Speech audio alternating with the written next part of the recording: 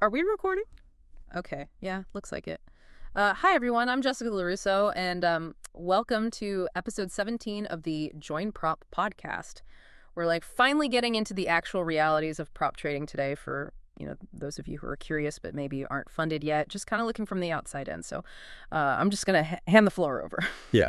Hey, I'm Ken Rolliger, head of content at Join Prop. Yep. And we're just jumping right in today because honestly, this is the deep dive into the stuff nobody really talks about until it's too late and you've already lost the money. Right. And I kind of just wanted to catch us right as we sit down because... Yeah, okay. I had the worst week of trading last month, and it had nothing to do with the market. Wait, what? You didn't even look at the charts or something? No, I looked at the chart. I looked at them way too much, actually. Yeah. Like it was entirely in my head. And this is basically the fundamental argument in all the research we're looking at today, right? Like, you can have two traders, okay, two people with the exact same technical abilities. They are using the identical strategy, trading the exact same firm's capital. Like, everything on paper is a total mirror image. Right, like identical setup. Exactly.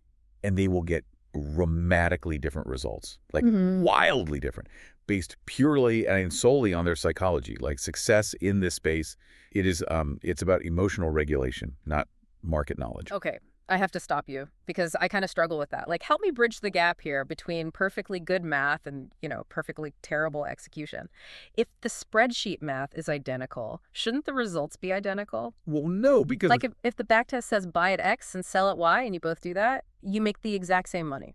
Period. It's just numbers on a screen. But biology doesn't care about a spreadsheet. It doesn't. You're assuming people actually execute the spreadsheet perfectly, which they don't. Because, let's look at loss aversion, which is all over these behavioral finance papers. Right. This is hardwired into your brain. Loss aversion means you feel the pain of a loss roughly twice as intensely as the pleasure of an equivalent gain. Okay. Let me finish. If you make $100, you feel a little hit of dopamine. You feel good. But if you lose $100, your brain literally deploys the same chemical cocktail adrenaline and cortisol that it uses to escape a physical predator. It's an evolutionary survival trait. So you're saying... Your brain treats a red candle on a chart like a bear in the woods. Yeah. It's twice as painful, and your prefrontal cortex, the logical part of your brain that actually understands the spreadsheet, just shuts down. And that biological wiring, it directly causes premature exits. You panic and close a trade early to stop the physical pain, or you start revenge trading. Honestly, I hear the biology argument, but it still feels like you're just rationalizing a lack of discipline. People just want to blame their biology instead of admitting they messed up. If you know the math works, just don't click the button. Just stick to the plan. It's not an excuse. I'm telling you, it is built into your brain. It will destroy your trading if you don't actively address it.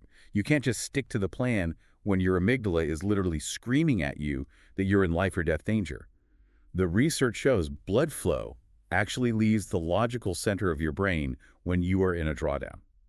I guess, but I still want to push back on this. The market is just data. It feels like a really weak excuse for bad traders to just say, oh, my cortisol made me do it. They mess up because of their biology. The market is a completely unnatural environment for a human being. Evolutionarily, we aren't built to process abstract financial risk. We are built to survive immediate physical threats. Okay, fine, but let's get out of the textbook for a second. What does this actually look like practically? Give me the actual failures in real time, because right now it's just a lot of theory about bears and cortisol. Fine. Let's walk through what the research calls the three biggest killers. Let's say you're trading, right? You enter a position, it immediately goes against you, cortisol hits.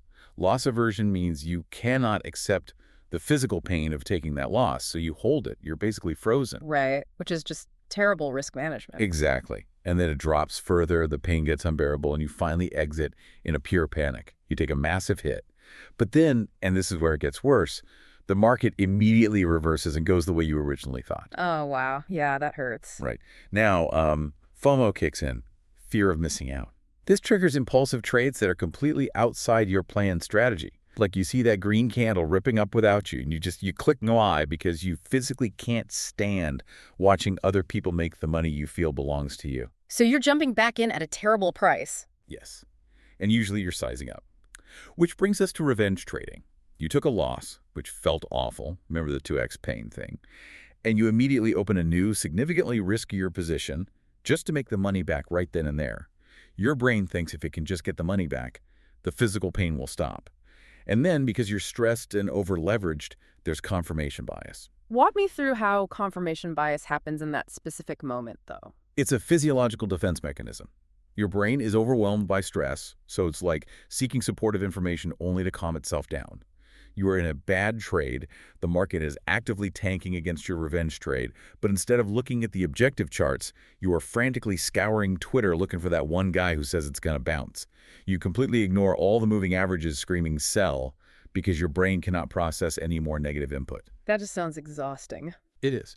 Plus, in the middle of all this, you get hit with recency bias, sunk cost fallacy, where you're holding a losing position just because you've invested 3 hours staring at it and anchoring, which is really insidious because it's your brain desperately trying to find safety. Wait, hold on. Explain anchoring, though. Like, what is the actual mechanism there? You're just dropping that term, but what is the brain doing? Right. Okay. Sorry. I mean, the brain needs a reference point to calculate risk. Right.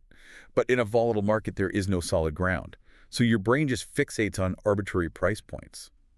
Like, if an asset was at $100 yesterday and today it's at 80, your brain is anchored to the 100. So your internal logic says, oh, it's cheap now, it has to go back to 100. Even if it shouldn't. Even if the underlying conditions have completely changed and it should realistically be at 0, you just anchor to a familiar number and make terrible decisions based on a ghost. Okay, yeah, that makes sense. Like, your brain is just clinging to a raft in the ocean, even if the raft is actively sinking. Exactly. And this is where it gets so much worse, especially when we look at the specific data on prop trading.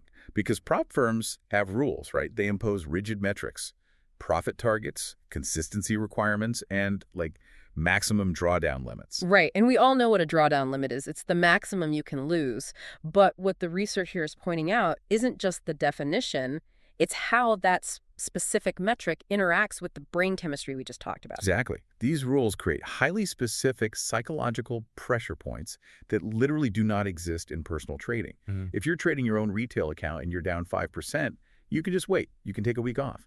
But a prop firm, if their max trailing drawdown is, say, 6% and you hit 5%, the psychological stress it's blinding. You aren't trading the market anymore. You are trading the gap between 5% and 6%. Wait, that's literally their business model. No, what do you mean? I mean, think about it.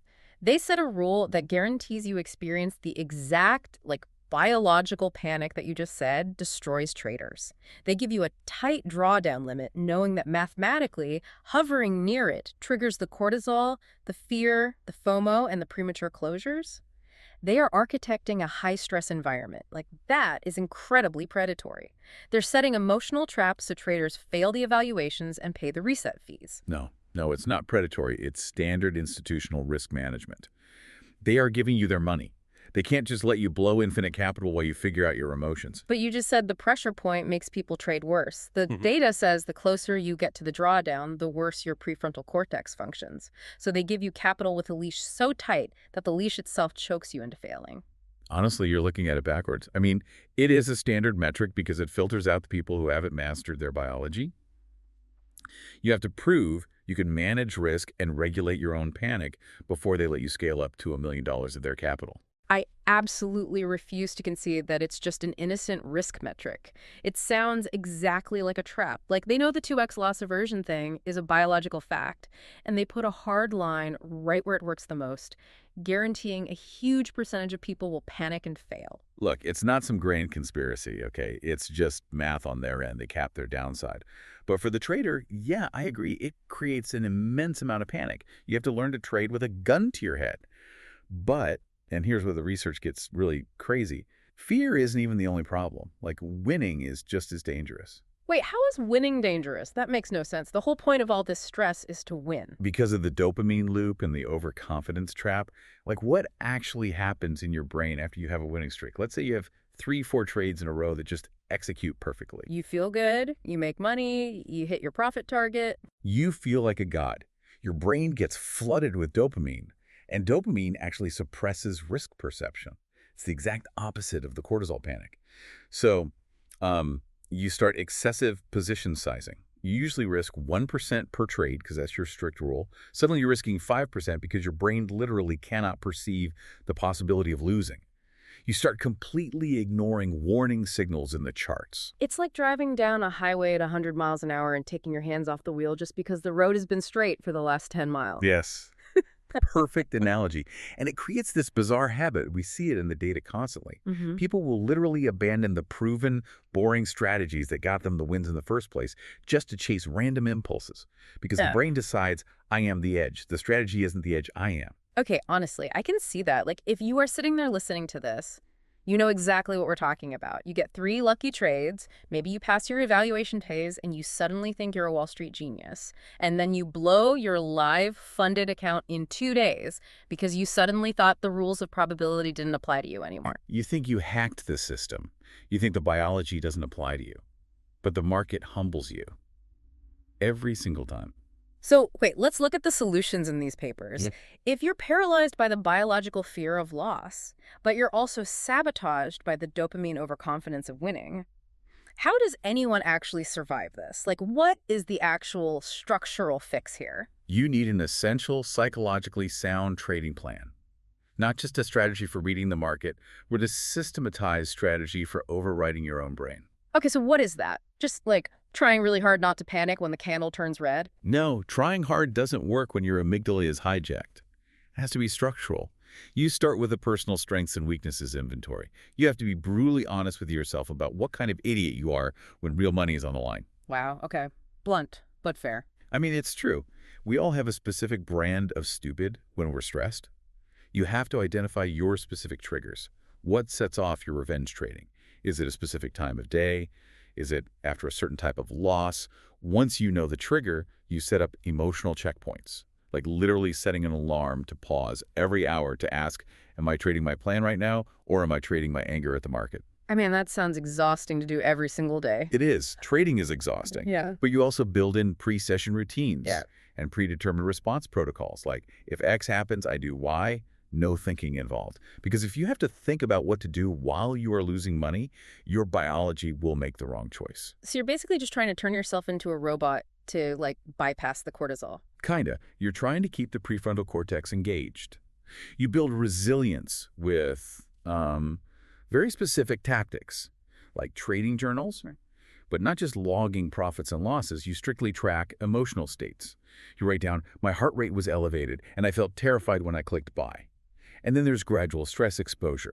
You slowly increase your position sizing over months so your amygdala gets desensitized to the larger numbers without freaking out. Okay, the journal thing makes sense. Tracking the biofeedback. And pre-mortem scenario planning. This one is huge in the behavioral finance journals.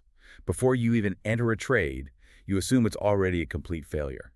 You accept the loss before it happens, and you work backward to figure out why it failed. It builds an emotional shock absorber. So when the loss actually happens, the brain doesn't panic because it already processed the worst-case scenario.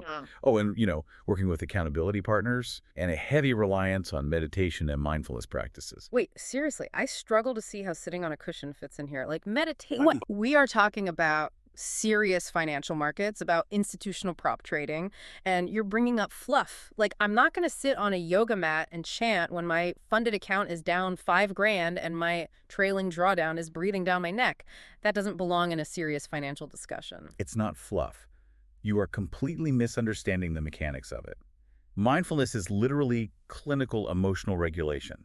It is a biological tool. It sounds like woo-woo nonsense. I mean, honestly, it's just nonsense when we were talking about hard data and math. It is the only way to recognize a physiological trigger in real time.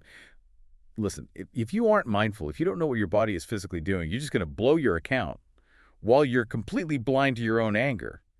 It's not about chanting. It's about noticing that your breathing has gone shallow, your grip on the mouse is white-knuckled, and your heart rate just spiked to 120 beats per minute before you click a button that ruins your entire month. I just think if you need to do deep breathing exercises to click a mouse, maybe you shouldn't be managing capital. Every top-tier performer in the world, snipers, elite athletes, proprietary traders at massive hedge funds, they all use some form of biofeedback and mindfulness to regulate stress under pressure. You're just dismissing it because it sounds soft. But recognizing the gap between a biological stimulus and your physical response is the hardest thing to actually do when you're staring at a red screen. I mean, look, I just think a more rigorous, back-tested spreadsheet is way more reliable than trying to monitor your own heart rate. Well, the market graveyard is full of blown accounts from incredibly smart people who had brilliant spreadsheets and absolutely terrible breathing. If you can't regulate the nervous system, the spreadsheet is useless. Whatever. I mean, we're just going to talk in circles on this one. I am not sold on the meditation, but I hear your point on the biology. Yeah, right. Let's just cool down. Honestly, this is a lot to process. But, I mean, picking through the yelling here, there are actual concrete takeaways from this deep dive, like the loss aversion thing being a hardwired biological response. That's real. Like, you can't just ignore that your evolutionary wiring hates losing twice as much as it likes winning, and it will flood you with stress hormones to make the pain stop. Right. And because of that, your trading plan needs rigid emotional checkpoints. You have to monitor your headspace and your physiological reactions just as much as you monitor the moving averages on the charts. And you know, the idea that winning streaks are just as dangerous as losing streaks, that dopamine-fueled overconfidence trap is probably where most people actually lose their funding. They get a little success, they think they're invincible, they take their hands off the wheel, and then they just scale up right off a cliff. Exactly. You have to respect the biological limits on both sides of the spectrum. Fear and greed are just chemical. Well, next time, we're going to look into actual technical setups. Now that we've exposed all the psychological landmines in this deep dive, maybe we can actually look at the charts without entirely self-destructing. Hopefully. Yeah. If we can keep our prefrontal cortexes engaged. Yeah. So thanks for listening, everyone. We're going to go get some coffee, and maybe my co-host here can do some of his clinical deep breathing. Very funny. See ya. But before we go, just think about this. If your evolutionary biology is naturally hardwired to panic and fail in the financial markets, is the ultimate skill in trading simply the ability to become slightly less human?